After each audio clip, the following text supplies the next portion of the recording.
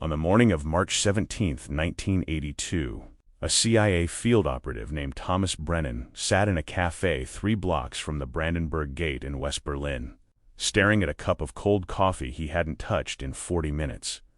His left hand rested on a folded newspaper containing microfilm that wasn't supposed to exist. His right hand held nothing.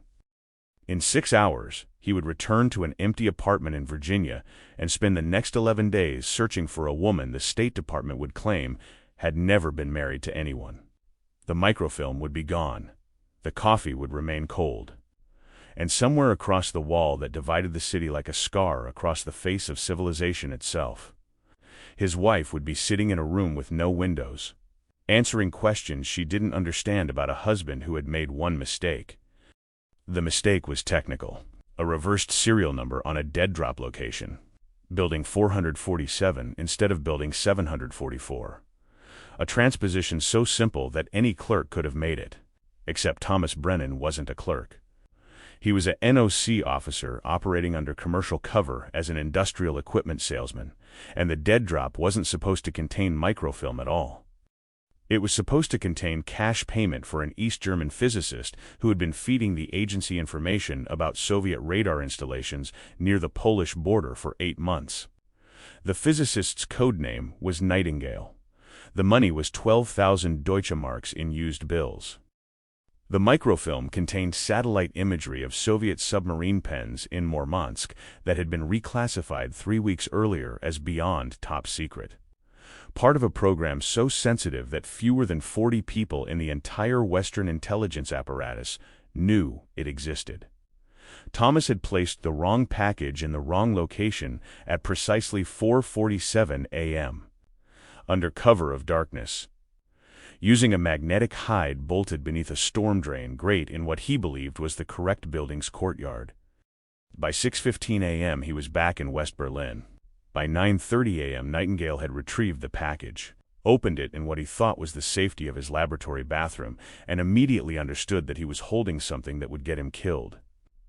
By 11 a.m., Nightingale was standing in the office of a Stasi colonel, explaining through tears that he had never wanted any of this, that he had a daughter, that he would tell them everything. By 2 p.m., the Stasi had notified the KGB. By 4 p.m., the KGB had confirmed that the satellite imagery was genuine and that its compromise represented a Category 1 intelligence disaster. By 6 p.m., they had identified Thomas Brennan through banking records, surveillance photographs, and a West German businessman visa that listed his residential address in Falls Church, Virginia. By 8 p.m., a team had been dispatched. Thomas didn't know any of this yet. He was sitting in the cafe, waiting for a contact who would never arrive, watching the street with the practiced boredom of someone who had done this hundreds of times. He had been with the agency for 11 years. He spoke German and Russian fluently, passable Polish, and enough Czech to get himself arrested. He had served in Beirut, Athens, and 2 rotations in Berlin. He was 41 years old. His wife's name was Catherine, though she preferred Kate, and she taught English literature at a high school in Arlington. They had been married for 6 years. They had no children, not because they didn't want them, but because the timing had never been right, and now they were beginning to accept that it might never be. She knew he worked for the government. She knew it involved travel. She knew not to ask questions. He had told her once early in their marriage that if something ever happened to him, she should contact a specific phone number and ask for a man named Martin, and that Martin would take care of everything. She had written the number on the inside cover of a cookbook she never used. The contact didn't show. At 3 p.m., Thomas left the cafe, walked 4 blocks, performed a standard surveillance detection route through the Tiergarten, and caught a taxi to Tempelhof Airport. His flight back to Washington was at 7:15 p.m.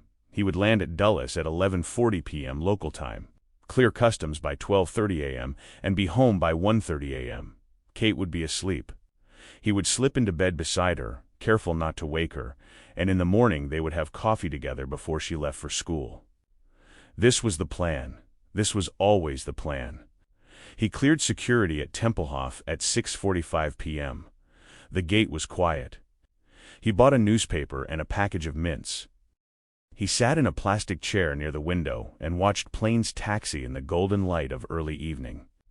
Somewhere over the Atlantic, he fell asleep. He dreamed about nothing. The plane landed on time. Customs was routine.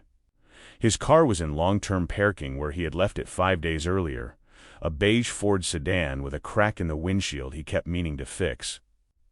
The drive back to Falls Church took 40 minutes. The streets were empty. It was 1:47 a.m. when he pulled into his driveway, later than he had planned. The porch light was off. Kate usually left it on when she knew he was coming home, but maybe she had forgotten, or maybe she had gone to bed early.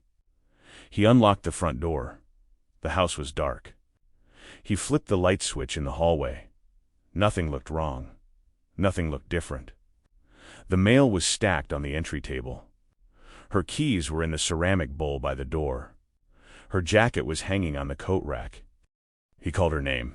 No answer. He walked through the living room, turned on another light, called again. The television was off. A book lay open on the coffee table, spine up, a biography of Virginia Woolf. Kate's reading glasses were beside it. He walked into the kitchen. The sink was clean.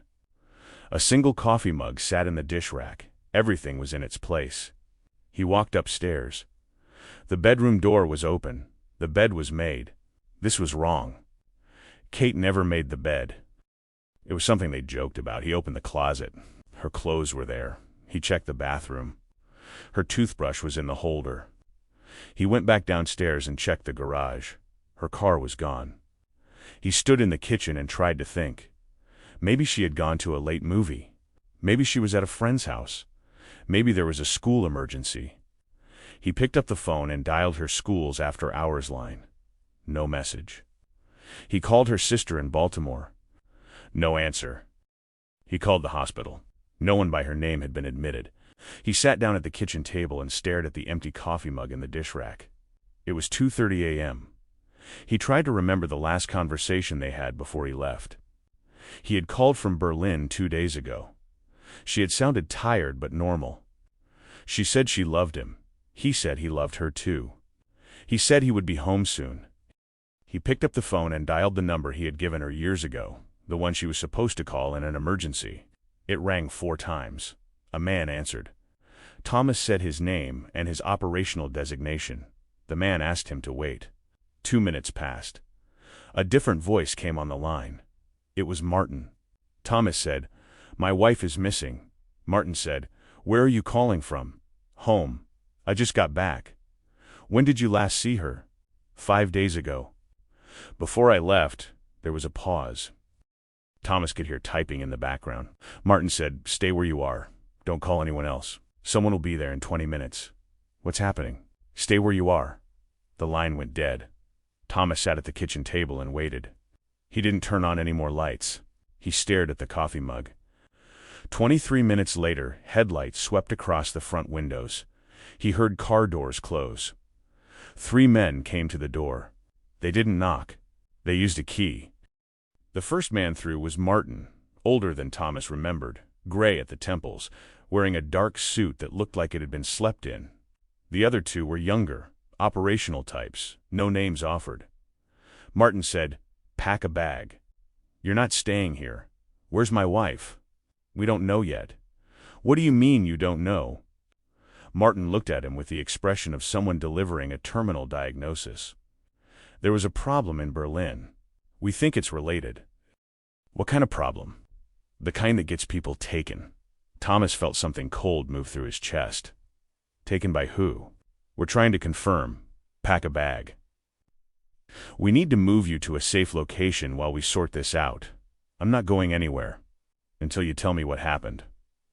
Martin looked at the 2 younger men, then back at Thomas. "You made a dead-drop error.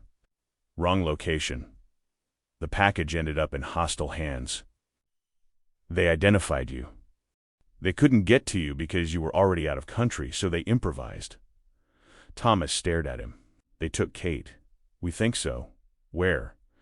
"We don't know." "How long ago?" "Best estimate is 36 hours. Thomas sat down. The kitchen tilted slightly. She doesn't know anything. She's not involved in any of this. They don't care. She's leverage. Leverage for what? For you. They want you to come back. They want you to turn yourself in, and when you do, they'll trade her. That's not how this works, no, Martin said. It isn't. One of the younger men stepped forward. Sir, we need to go. Thomas looked up at Martin. You're not going to help me get her back. We're going to do everything we can through diplomatic channels. That's not an answer. It's the only answer I can give you right now. Thomas stood. Then I don't need your help. Thomas, get out of my house. Martin didn't move. If you go after her yourself, you'll get yourself killed and she'll disappear into a labor camp for the rest of her life. If that happens, there's nothing anyone can do. And if I don't go after her, we negotiate. It takes time, but we've gotten people back before. How long? Months. Sometimes longer. And what happens to her while we're negotiating? Martin said nothing. Thomas walked past him into the hallway, climbed the stairs, went into the bedroom and pulled a duffel bag from under the bed. He packed 2 changes of clothes, a shaving kit, his passport, and a Browning high-power he kept in a lockbox in the closet. When he came back downstairs, the 3 men were still standing in the kitchen. Martin said, Where do you think you're going? Berlin. That's not a plan. That's suicide. Thomas walked to the front door. Then put it in my file as voluntary separation. Thomas, listen to me. He turned. She doesn't know anything. She never knew anything. She's innocent. And they took her because I made a mistake. He opened the door. So I'm going to fix it. One of the younger men moved toward him. Martin raised a hand, stopping him. If you do this, the agency won't be able to protect you. The agency didn't protect her either. Thomas walked out into the darkness, threw the duffel bag into the backseat of his car, and drove away. In his rearview mirror, he saw the 3 men standing in his doorway, lit from behind, watching him leave. He drove to Dulles, parked in short term, and bought a ticket on the first available flight to Frankfurt. From there, he could get to Berlin. He had $800 in cash, 3 credit cards that would be flagged the moment he used them, and a list of contacts who would either help him or turn him in depending on how much they valued their own lives. The flight left at 6:40 a.m. He didn't sleep. Berlin was colder than he remembered. He landed at Tegel at 11:20 p.m. local time, cleared immigration with his genuine passport, and took a taxi to a pension in Kreuzberg where they didn't ask questions if you paid in cash. The room was on the 3rd floor, overlooking a street of closed shops and graffitied walls. He dropped his bag, locked the door, and sat on the edge of the narrow bed, staring at a water stain on the ceiling that looked like a map of nowhere. He had 16 hours of travel to think, and the thinking had brought him to several conclusions. The first was that Martin was right. This was suicide. The second was that it didn't matter. The third was that Kate was alive because dead hostages had no value, which meant somewhere in East Berlin or beyond. She was being held in a room with guards outside, being asked questions she couldn't answer about a life she didn't understand. The fourth conclusion was the one that mattered. If the KGB wanted him badly enough to snatch a civilian from American soil, they wanted him badly enough to negotiate. And if they wanted to negotiate, they needed a channel. The problem was establishing that channel without getting arrested or killed in the process. He couldn't walk into the Soviet embassy. He couldn't approach any official East German contact. What he needed was someone in the gray space, someone who moved between worlds, someone who owed him or needed him badly enough to take the risk. He ran through his mental list of assets, contacts, and burned bridges. Most were useless. Some were dead. 3 were possibilities. The first was a West German intelligence officer named Klaus Richter who worked liaison with the agency and had access to back-channel communications with the East. They had shared information on 3 previous operations. Klaus was professional, pragmatic, and morally flexible enough to understand that sometimes the rules didn't apply. The problem was that Klaus reported to Pulak, and Pulak reported to Langley, which meant that any conversation with Klaus would be passed up the chain within hours. That made him a last resort. The second possibility was a British MI6 officer named Peter Carrington, who ran operations out of the Olympic Stadium sector and had a reputation for creative problem-solving. Thomas had worked with him once in 1979 on a joint operation involving a Polish defector. Peter was smart, resourceful, and operated with enough autonomy that he could make decisions without immediate oversight. The problem with Peter was trust. British intelligence shared everything with the Americans eventually, and Thomas couldn't be certain that Peter wouldn't make a call to Langley the moment Thomas walked out of the room. The third possibility was a man named Victor Suslov. Victor was a GRU officer who had been stationed in West Berlin for 4 years under diplomatic cover as a cultural attaché. His real job was running illegals and managing technical surveillance operations against NATO targets. Thomas had identified him in 1980 and spent 6 months building a relationship. Not to recruit him, but to establish a communication line that could be used in emergencies. They had met 7 times in public places, always casual encounters, always deniable. They talked about books, music, the weather. They never discussed intelligence directly, but both men understood what they were doing. They were building a bridge that might be needed someday. Victor was smart enough to know that bridges were valuable, and pragmatic enough to know that today's enemy might be tomorrow's asset. The last time Thomas had seen Victor was 3 months ago, in a bookstore near the Kudam. They had stood side by side in the history section, both pretending to browse, and Victor had mentioned casually that he was being rotated back to Moscow in the spring. Thomas had said that was too bad, that he would miss their conversations. Victor had smiled slightly and said that Berlin had a way of bringing people back. Then he had bought a book about the Napoleonic Wars and left. Thomas pulled a wrinkled city map from his jacket pocket and spread it across the small desk by the window. The Soviet embassy was on Unter den Linden in East Berlin, but Victor wouldn't be there. Diplomatic staff lived in designated compounds with restricted movement and constant surveillance. But Victor also had a weakness. He liked jazz. There was a club in Friedrichshain called the Blue Note that operated in a legal gray zone, frequented by artists, intellectuals, and the kind of East Germans who were tolerated by the state because they were useful or connected. Western diplomats occasionally showed up, always with minders, always for appearances. Victor had mentioned it once in passing, said the piano player was exceptional. Thomas had filed it away. It was past midnight. The club would be open. Getting into East Berlin was the easy part. Thomas still had his business visa, valid for another 8 days. The checkpoints were permeable if you had the right papers and didn't look nervous. Getting out again would be harder, especially if the KGB had flagged him, but he wasn't planning to get out. Not without Kate. He changed into different clothes, a dark sweater and wool coat that made him look less American, less memorable. He left his passport and most of his cash in the room, hidden inside the mattress lining. He took 200 Deutsche Marks, his Virginia driver's license as backup identification, and the Browning, which he tucked into his waistband beneath the coat. The gun was a comfort and a commitment. If he pulled it, everything would be over very quickly.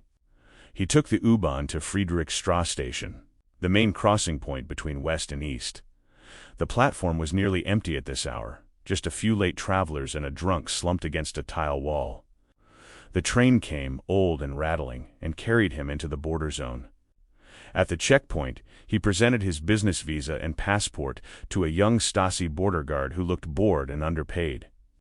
The guard examined the documents, checked a ledger, stamped the visa, and waved him through without a word. Thomas walked through the barriers into East Berlin. The difference was immediate. The streets were darker, emptier, the buildings more uniform in their decay. The air smelled of coal smoke and wet concrete. A few Trabants puttered past, their 2-stroke engines whining like chainsaws. Thomas walked with purpose but without hurry, following the map in his memory. The Blue Note was in the basement of a pre-war apartment block, identifiable only by a small painted sign near a descending staircase. He could hear the music from the street, a slow piano melody threading through cigarette smoke and quiet conversation. He went down the stairs. At the bottom, a heavy door stood half open. Inside, the club was small and dim, lit by candles on mismatched tables. Perhaps 30 people sat scattered throughout the space, listening to a pianist play something melancholic and Russian. No one looked up when Thomas entered. He moved to the bar, ordered a vodka in German, and scanned the room. Victor was sitting alone at a corner table, smoking a cigarette, watching the pianist with the expression of someone thinking about something else entirely. He wore a gray suit and no tie, his collar open. He looked older under the candlelight, or perhaps just tired. Thomas carried his vodka across the room and sat down at Victor's table without asking. Victor didn't flinch. He glanced at Thomas, took a drag from his cigarette, and said in German, "You shouldn't be here." Thomas replied in Russian, "I need to talk." Victor switched to Russian as well, his voice low. "Then you've made a mistake. I can't help you. You haven't heard what I need yet. I don't need to. Whatever it is, the answer is no." Victor stubbed out his cigarette in a glass ashtray. "You're flagged. If you're seen with me, we both have problems. I know they took my wife." Victor went very still. He looked at Thomas for a long moment, his face unreadable. Then he said, "I'm sorry. Sorry doesn't help her. Neither will getting yourself killed." Thomas leaned forward slightly. "I need a channel. Someone I can negotiate with. Someone who can confirm she's alive and start a conversation about terms." Victor shook his head slowly. "Even if I wanted to help you, I couldn't. This isn't my operation. This is KGB, Counterintelligence Directorate. I'm GODU. Different command structure, different priorities. I have no access and no influence, but you have contacts. Not the kind who would risk themselves for this." Thomas felt the weight of the Browning against his spine. "What would you do, if it was your wife?" Victor looked away, toward the pianist. "I would accept that some mistakes can't be fixed. I would grieve. And I would remember that the state doesn't forgive, it only calculates." He turned back to Thomas. "You made an operational error. Your wife is the consequence. That's how this works. You know that. She's innocent. So are most victims." Victor reached for another cigarette, then seemed to think better of it. "Go back to your people. Let them handle it through proper channels. In 6 months, maybe a year, they'll arrange an exchange. She'll come home. You'll be reassigned. You'll both carry it for the rest of your lives, but you'll be alive. And if they decide she's not worth the trouble—" Victor said nothing. Thomas stood. "Then I'll find another way." He started toward the door. Behind him, Victor said quietly, "Wait." Thomas stopped. Victor pulled a pen from his jacket and wrote something on a cocktail napkin. He folded it once and held it out. "There's a man who might talk to you. He's not official, but he has connections. He handles sensitive arrangements. If there's any possibility of negotiation outside formal channels, he would know." Thomas took the napkin. "Why are you helping me? I'm not. I'm giving you information. What you do with it is your problem." Victor lit the cigarette he had been reaching for. "And if anyone asks, this conversation never happened." Thomas unfolded the napkin. On it was written a name, Dietrich Krausand, an address in Prenzlauer Berg. No phone number. No other details. "Who is he? A fixer? He moves money, arranges meetings, solves problems that official channels can't handle. He works for whoever pays him, which means he works for everyone and no one. Dangerous, but sometimes useful. Can I trust him?" Victor smiled without humor. "No, but you can pay him, and that's almost the same thing." Thomas pocketed the napkin. "Thank you. Don't thank me. If this goes wrong, I never saw you." Victor looked back at the pianist. "And it will probably go wrong." Thomas left the club and walked back into the cold. The streets were nearly deserted now, just the occasional patrol car moving slowly past empty storefronts. He had an address. It wasn't much, but it was more than he had 30 minutes ago. He checked his watch. Almost 2 a.m. Too late to approach anyone tonight. He needed to find a place to wait until morning, somewhere he wouldn't be noticed. He walked for an hour, moving through residential neighborhoods where the buildings leaned together like old men sharing secrets.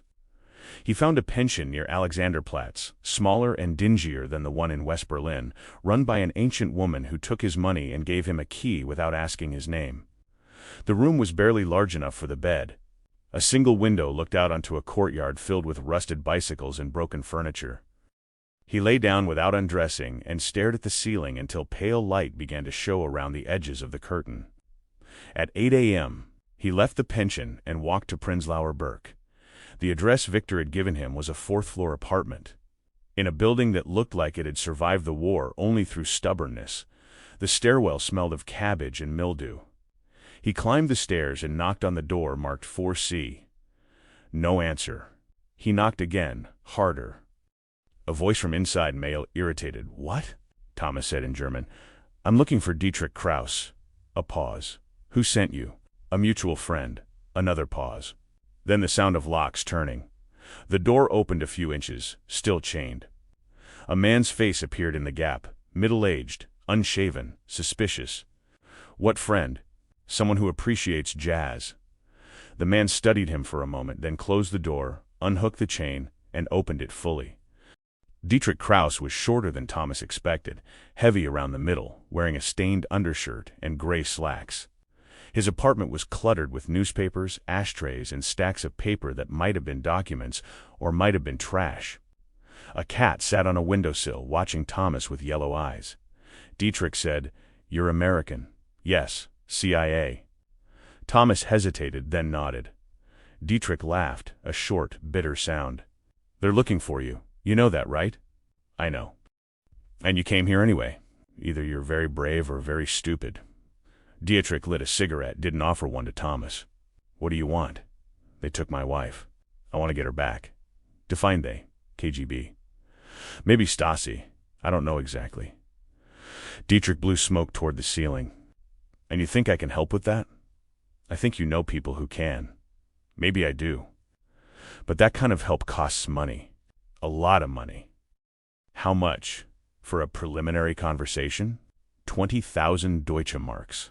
For actual negotiation and facilitation, depending on complexity, maybe 10 times that. Thomas felt his stomach drop. "I don't have that kind of money." "Then you don't have a wife." Dietrich walked to the window, looked out at nothing. "This isn't the movies. You don't walk in, make a speech, and everyone helps you because it's the right thing to do. This is Berlin. Everyone has a price, and mercy isn't currency." Thomas thought about the $800 in his room, the credit cards he couldn't use, the bank accounts the agency had certainly frozen by now. He thought about Kate sitting in a cell, wondering why no one was coming for her. He said, "What if I offer something other than money?" Dietrich turned, interested now. "Like what?" "Information. I've been running operations in this city for 3 years. I know things." "What kind of things?" "Safe house locations. Drop sites. Cover identities. Communication protocols." Thomas paused. "Names." Dietrich's expression didn't change, but something in his posture shifted. "You're talking about burning your own people. I'm talking about saving my wife. If you do that, you can never go home. You understand that? The moment you give me operational intelligence, you're a traitor. The agency will hunt you. So will your own government." "I understand." Dietrich smoked in silence for a moment. "Then, give me something now." "Something real. Prove you're serious," Thomas thought quickly. He needed to offer something valuable, but not catastrophic. Something that would demonstrate good faith without completely compromising agency operations. He said, "There's a safe house in Dahlem, Reuterstrasse 47, second floor. It's used for debriefing defectors and emergency exfiltration staging. The entry code changes weekly, but the pattern is based on prime numbers starting with the day of the month." Dietrich wrote this down on the back of an envelope. "That's useful. What else?" "Not until you confirm my wife is alive and set up a meeting with whoever's holding her. That could take days. Then we both have something to wait for." Thomas moved toward the door. "I'll be back tomorrow at the same time. If you have information, I'll have more to trade." Dietrich nodded slowly. "You're taking a big risk trusting me." "I don't have a choice. Everyone has a choice. Most people just don't like the options." Thomas left the apartment and walked back out into the cold. He spent the rest of the day moving through East Berlin, staying in motion, avoiding patterns. He bought food from street vendors and ate standing up. He sat in libraries, pretending to read newspapers. He walked through museums filled with socialist realism and grim-faced revolutionaries. He thought about Kate. He thought about the dead drop error that had started this, the reversed numbers, the simple mistake that had cascaded into catastrophe. He thought about the physicist, Nightingale, who had panicked and confessed everything, who probably didn't exist anymore in any meaningful way. He thought about systems that crushed people like insects and called it necessity. Night fell. He found a different pension, paid cash, locked himself in another small room. He didn't sleep. The next morning, he returned to Prenzlauer Berg.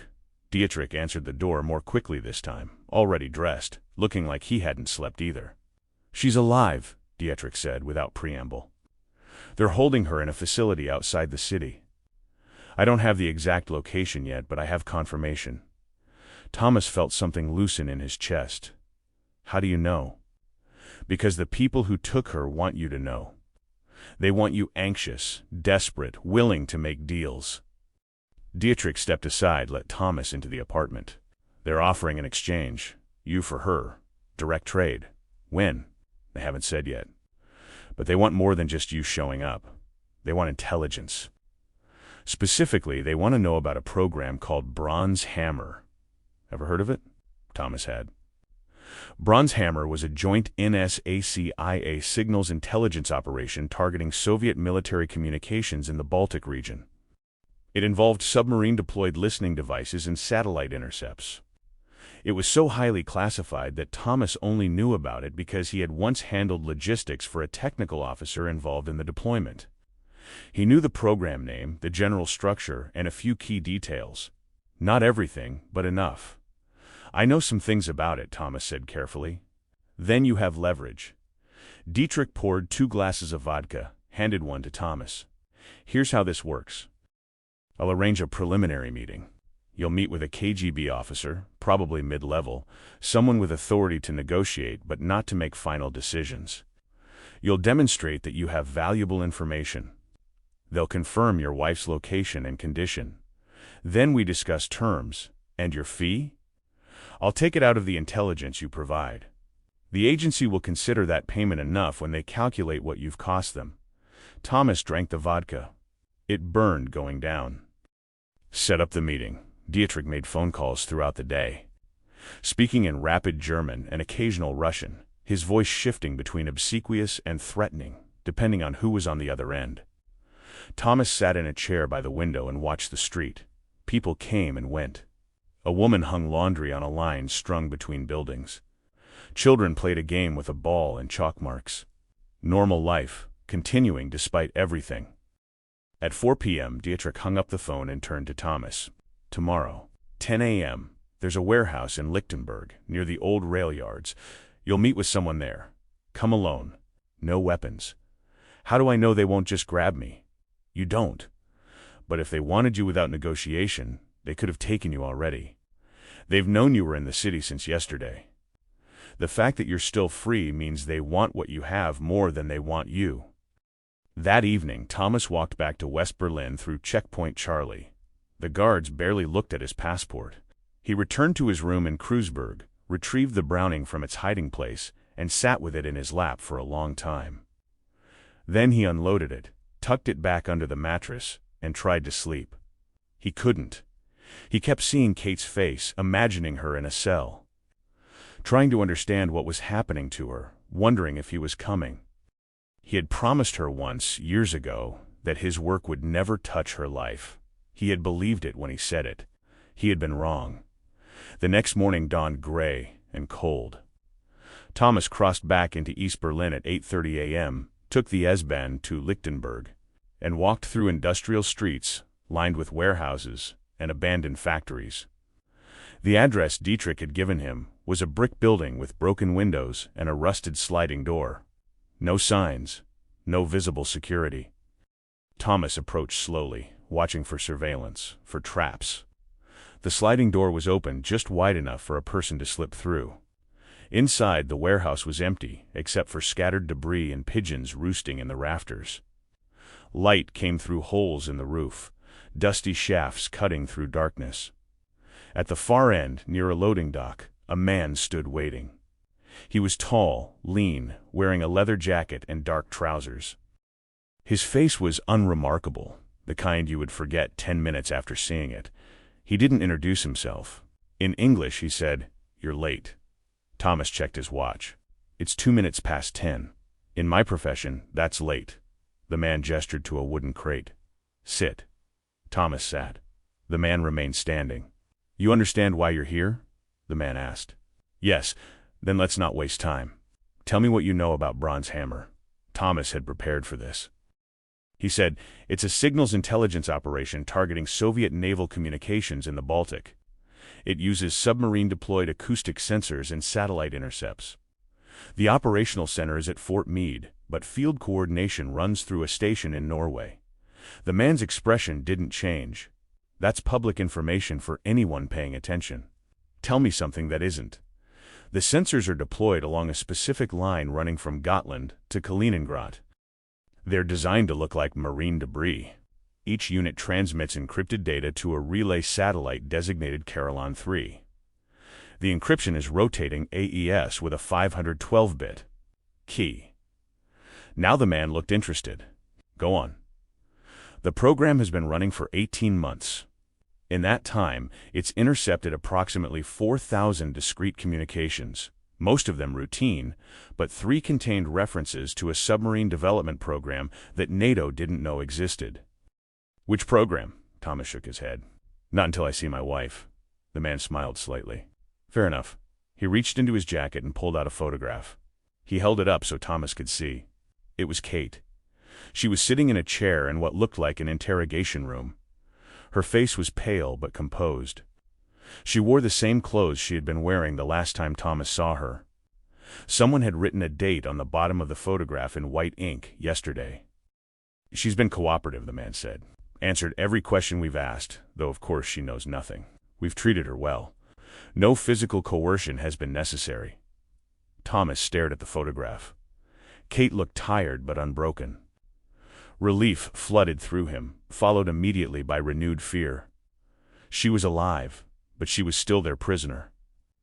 "I want her released," Thomas said, "and we want what you know. The trade is simple. Full technical details on Bronze Hammer sensor locations, encryption protocols, communication schedules, analysis procedures, everything. In exchange, your wife goes free and you receive safe passage to any non-aligned country of your choice. What about me? You'll be debriefed extensively, of course. But after that, you're free to go. You'll live under a different name. You'll never return to the United States. But you'll be alive, and so will she." Thomas looked at the photograph again. "How do I know you'll keep your word?" "You don't, but consider the alternative. If we wanted to simply keep both of you, we would. The fact that we're negotiating means we value the intelligence more than we value making an example of you. We're pragmatists. You're a resource, not a vendetta." Thomas stood. His legs felt unsteady, but he kept his voice level. "I need 48 hours to compile everything. Written documentation, diagrams, frequencies. If I just tell you, you won't believe half of it. You'll think I'm inventing details to buy time." The man considered this. 36 hours. After that, the offer changes. What does that mean? It means your wife's value as a bargaining chip has a shelf life. Eventually, keeping her becomes more trouble than she's worth. You understand? Thomas understood. "Where do we make the exchange?" "I'll send word through your German friend. Same location as today. Bring everything you promised. If the intelligence checks out, your wife will be waiting." The man tucked the photograph back into his jacket. "And Mr. Brennan, don't consider doing anything heroic. We have people watching you. We have people watching the American embassy. If you try to involve your government, if you try to run, if you disappoint us in any way, she disappears. Not killed, that would be too clean. Just gone. You'll spend the rest of your life wondering which labor camp she died in." The man walked toward the sliding door, stopped, looked back. "One more thing. The physicist you were running, Nightingale. He had a daughter, like he said. She's 12 years old. She'd grow up knowing her father was a traitor who sold his country for Western money. That's the story she'll be told. That's the story everyone will be told. His name will be erased from every record except the ones we keep as warnings. The man paused. I tell you this so you understand what betrayal costs. Not just for you, but for everyone connected to you. Your wife will carry this for the rest of her life. So will you. But at least you'll both be carrying it alive. Then he was gone. Thomas stood alone in the warehouse for several minutes, listening to the pigeons, watching dust move through shafts of light. Then he walked out, back into the gray morning, back toward the Ispan station. He had 36 hours to betray everything he had believed in for 11 years. He spent the afternoon in a cafe in East Berlin writing. He used a lined notebook he bought from a stationery store and filled page after page with technical details. Pulling information from memory, from training, from classified briefings he had attended and operations he had supported. He wrote down sensor coordinates, satellite designations, encryption methodologies, operational procedures. Some of it was accurate. Some of it was deliberately vague. Some of it was completely fabricated, close enough to the truth to seem plausible, wrong enough that it might buy him time if anyone tried to verify it. He was walking a razor's edge. If the intelligence was too accurate, he was condemning sources and methods that might get people killed. If it was too false, the KGB would know he was playing them, and Kate would pay the price. He needed to give them something real enough to satisfy their immediate needs, but incomplete enough that the damage could be contained. The problem was that he didn't know how much they already knew.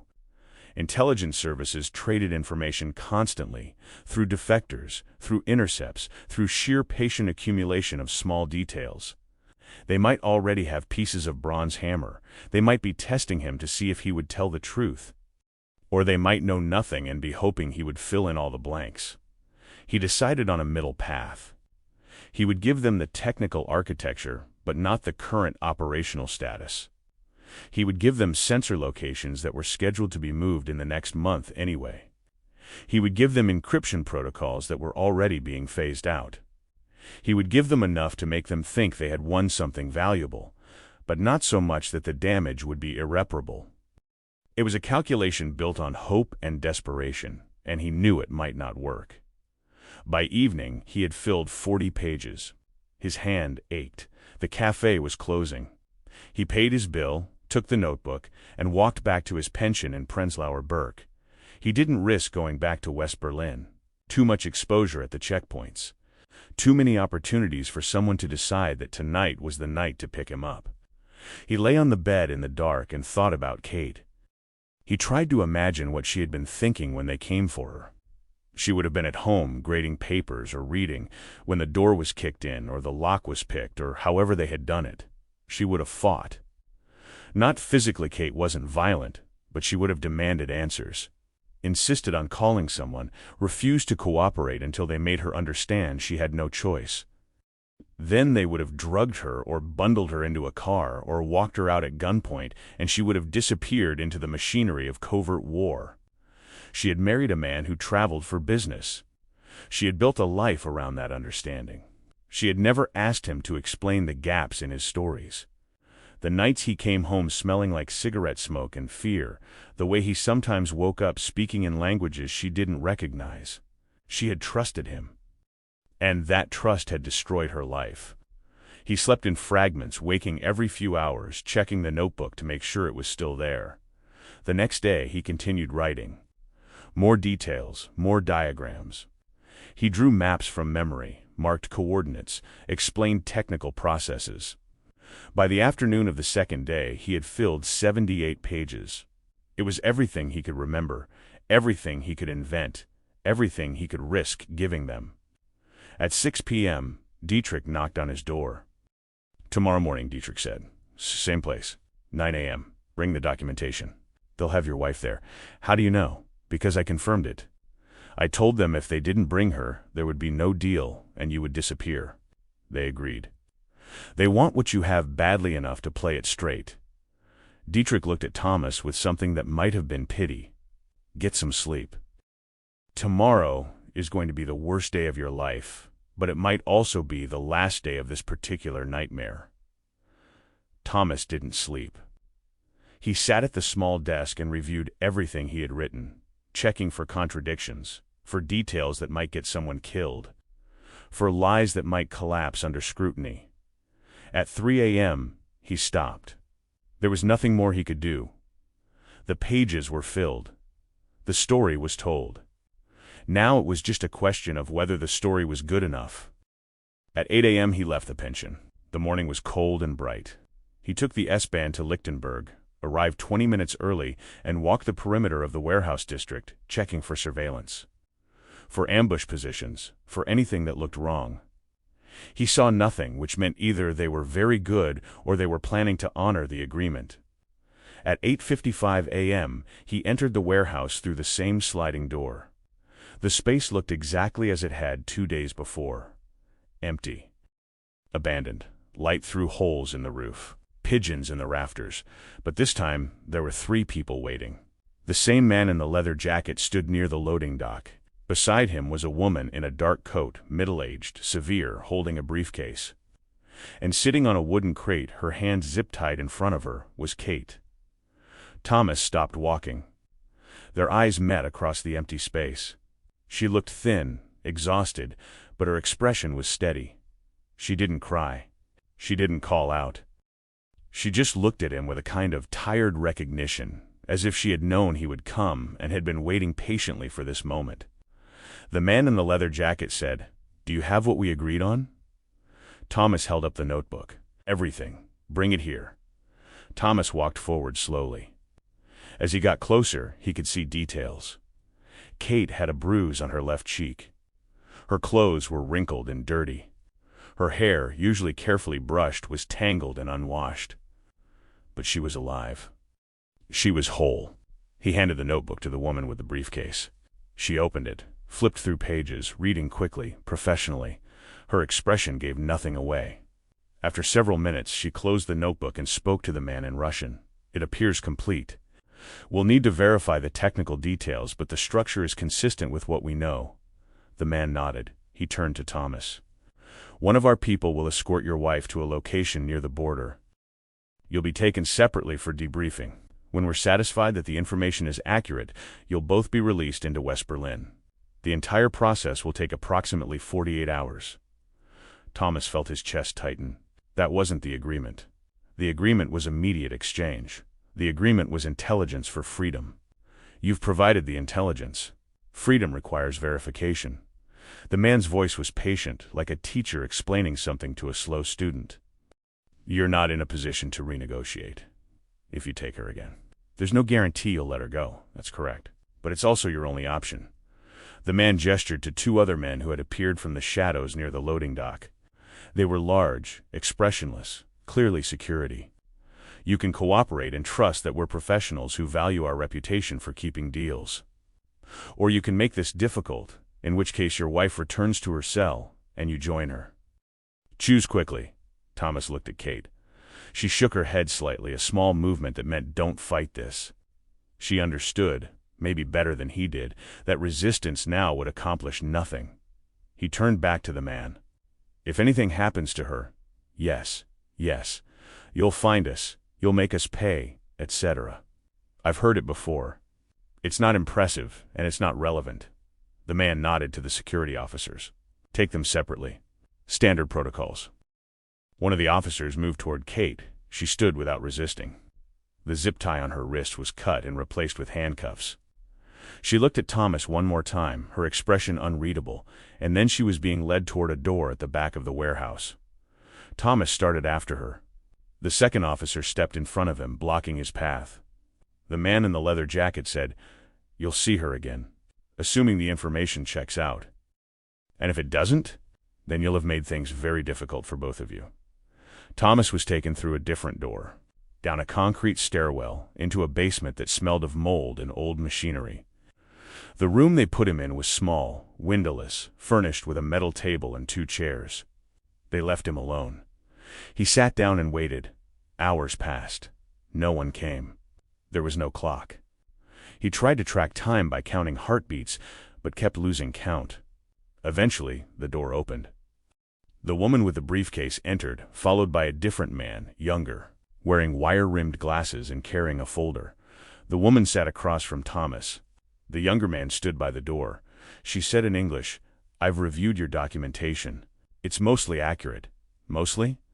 Some details are outdated. Some coordinates don't match current satellite data.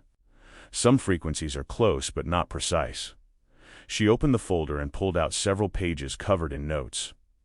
"Tell me about sensor array Delta 7.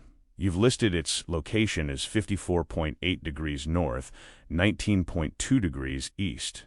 Our information suggests that's incorrect." Thomas kept his face neutral. "That was the last location I was aware of. If it's been moved since then, I wouldn't know." "When were you last briefed on Bronze Hammer?" "4 months ago. Operational details change. I gave you what I had." The woman made a note. "Tell me about the encryption rotation schedule." Thomas talked. He explained protocols, justified discrepancies, filled in gaps with technical language that sounded authoritative. The woman asked questions, tested his answers, looked for contradictions. The younger man took notes. The interrogation went on for what felt like 6 hours, though it might have been 3, or it might have been 10. Finally, the woman closed her folder. "The information is valuable, though not complete. However, it's sufficient for our purposes. Which means we'll honor the agreement. You and your wife will be released tomorrow morning at Checkpoint Charlie. You'll be given new identity documents, 5,000 Deutsche Marks, and a contact number for ongoing communication. If we need additional information in the future, we'll reach out. You'll cooperate or the agreement becomes void." "I want to see her first." "That's not possible." "Then how do I know she's still alive?" The woman stood. "Because killing her serves no purpose. She's a housewife from Virginia. She has no intelligence value. Once you've been debriefed, she's irrelevant." The woman walked to the door, paused. "You should understand something, Mr. Brennan. We didn't take your wife because we're cruel. We took her because you made a mistake, and mistakes have consequences. That's how intelligence work functions. You know this. You've probably done similar things yourself. The only difference is that this time, you're on the receiving end." She left. The younger man followed. Thomas was alone again. They brought him food eventually. Bread, cheese, weak tea. He ate mechanically. More hours passed. He slept sitting up, his head on the metal table. When he woke, the room was exactly the same. No windows meant no sense of time. He might have been there for 12 hours or 36. He had no way to know. The door opened again. The man in the leather jacket entered. "It's time," he said. They walked him back up the stairs, through the warehouse, out into blinding daylight. A black car was waiting. He was put in the back seat, flanked by 2 security officers. The car drove for maybe 20 minutes through East Berlin streets. Thomas tried to track the route, but he didn't recognize most of the neighborhoods. Eventually they stopped. "Get out," the man in the leather jacket said. Thomas got out. They were near Checkpoint Charlie. He could see the barriers, the guard towers, the American flag hanging limp in the cold morning air. And standing near the western side of the checkpoint, wrapped in a blanket, surrounded by 3 men in dark suits, was Kate. The man in the leather jacket handed Thomas a manila envelope. "Identity documents, money, contact number. Don't lose it. We'll be in touch. I won't cooperate with anything else." "Yes, you will. Because now we own you. The moment you handed over that notebook, you became ours. If you refuse us, we'll send copies of what you gave us to the CIA. They'll know you betrayed operational intelligence to save your wife. They'll prosecute you for treason. You'll spend the rest of your life in prison." The man smiled. "So you'll cooperate, and every time we ask, you'll hate yourself a little more. That's the real punishment. Not prison, not death. Just the slow realization that you'll never be clean again." Thomas started walking toward the checkpoint. Behind him, the car doors closed. The engine started. The car drove away. He showed his documents to the East German guards. They examined them without expression and waved him through. He walked across the white line that marked the border between East and West. American soldiers watched him approach. One of them stepped forward. "Mr. Brennan?" Thomas nodded. "Your wife is waiting for you, sir. We'll need to debrief you both." "There are people here from Langley." Thomas looked past the soldier. Kate was being released from the men in dark suits. She walked toward him slowly, still wrapped in the blanket, her face pale and drawn. They met in the middle of the checkpoint, in the space between worlds. She didn't say anything. Neither did he. She reached for his hand. He took it. Her fingers were cold. One of the men from Langley approached. He was in his 50s, gray suit, tired eyes. "Mr. Brennan, Mrs. Brennan." "I'm Deputy Director Wallace. We need to ask you both some questions." Thomas looked at Kate. She looked back at him. In her eyes he saw everything: fear, relief, exhaustion, and something else. Something that looked like the first fracture in a structure that would never be fully repaired. They were taken to a building near the embassy, separate rooms. Thomas was interrogated for 8 hours. They asked about the notebook, about what he had given the KGB, about how much he had compromised. He told them everything. He had no reason to lie anymore. When it was over, Deputy Director Wallace sat across from him in the small, bare interview room. "You're finished with the agency," Wallace said. "You understand that?" "Yes. We'll arrange your resignation as medical leave. The official story is that you had a nervous breakdown following a traumatic incident in Berlin. You'll receive your pension, but you'll never work in intelligence again. You'll never work for any government contractor. You'll be flagged in every system we have access to. What about Kate? She'll be fine. She didn't do anything wrong. She was a victim. We'll take care of her medical expenses and provide counseling if she wants it." Wallace leaned back. "You, on the other hand, gave classified intelligence to a hostile power. Under normal circumstances, you'd be prosecuted. But prosecuting you means admitting what happened, which means admitting that the KGB successfully grabbed an American civilian on U.S. soil and used her as leverage. That's not a story we want public, so you get to walk away. But understand this, you're being watched. If you ever talk about what happened, if you ever try to write a book or give an interview or even tell the story at a bar, we'll prosecute you. And this time, there will be no deals." Thomas said, "I just want to go home." "You don't have a home anymore. The house in Falls Church is being sold. Your old life is over. We'll relocate you somewhere quiet. Different names, different history. You'll be ghosts." They flew back to the United States the next day. Kate sat beside him on the plane. They didn't talk. She stared out the window. He stared at nothing. When the plane landed at Dulles, they were met by handlers who drove them to a hotel in Arlington. 2 rooms. They spent the night apart. In the morning, Wallace arrived with paperwork: new Social Security numbers, new driver's licenses, new birth certificates. Thomas was now Robert Gardner. Kate was now Catherine Gardner. They were from Ohio. He was a retired insurance salesman. She was a librarian. They had no children. They had lived quiet, unremarkable lives. "There's a house waiting for you in Vermont," Wallace said. "Small town. No one will bother you. We've set up bank accounts. You'll be comfortable." Thomas looked at the documents. Robert Gardner. A man who had never made a mistake. A man who had never had to choose between his country and his wife. A man who didn't exist. Kate picked up her new driver's license and stared at the name. Then she put it down and walked out of the room. Thomas found her in the hallway. She was standing by a window looking out at the parking lot. "Kate," she turned. "Don't. I'm sorry." "For what? For making a mistake? For trying to save me? For giving them what they wanted?" She shook her head. "I don't even know what you're supposed to be sorry for. For all of it." She was quiet for a moment. Then, they asked me questions. For 2 days. The same questions over and over. They wanted to know about you, about your work, about who you talked to, where you went.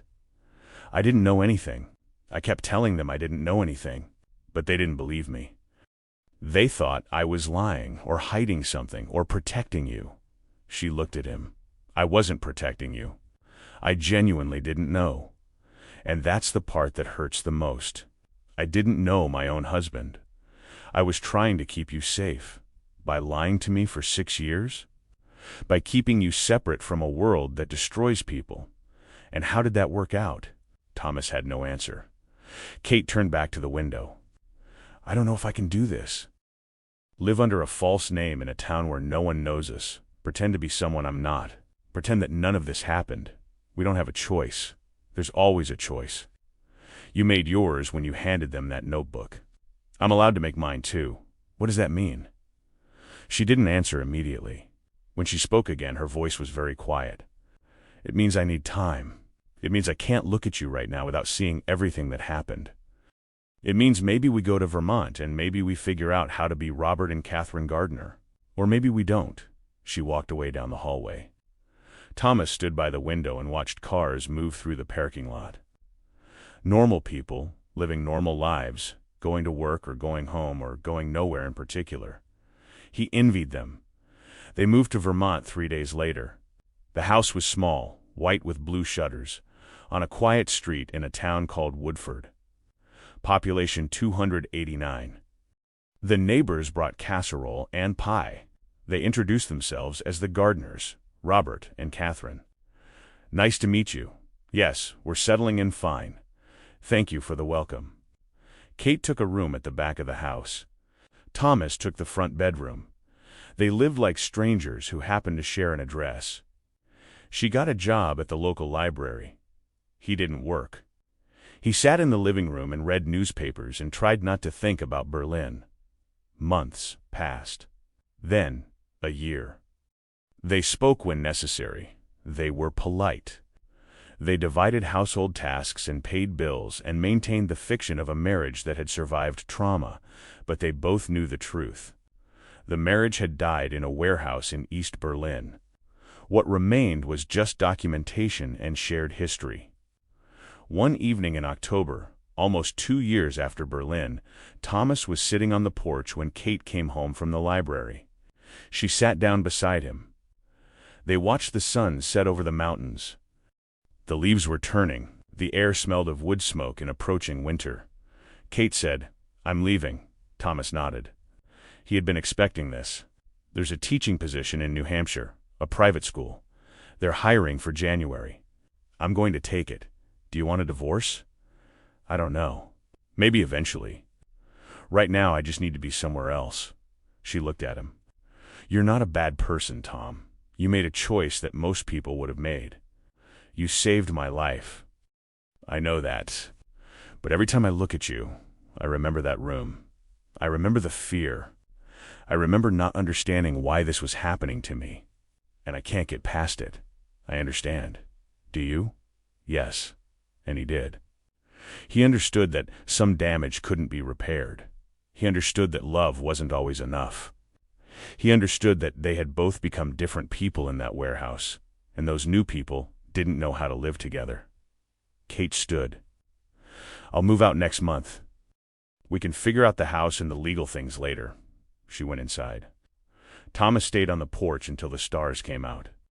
He thought about the physicist, Nightingale, and his 12-year-old daughter who would grow up believing her father was a traitor. He thought about the men and women whose operations he had compromised with the information in that notebook. He thought about Kate sitting in a cell, answering questions she didn't understand.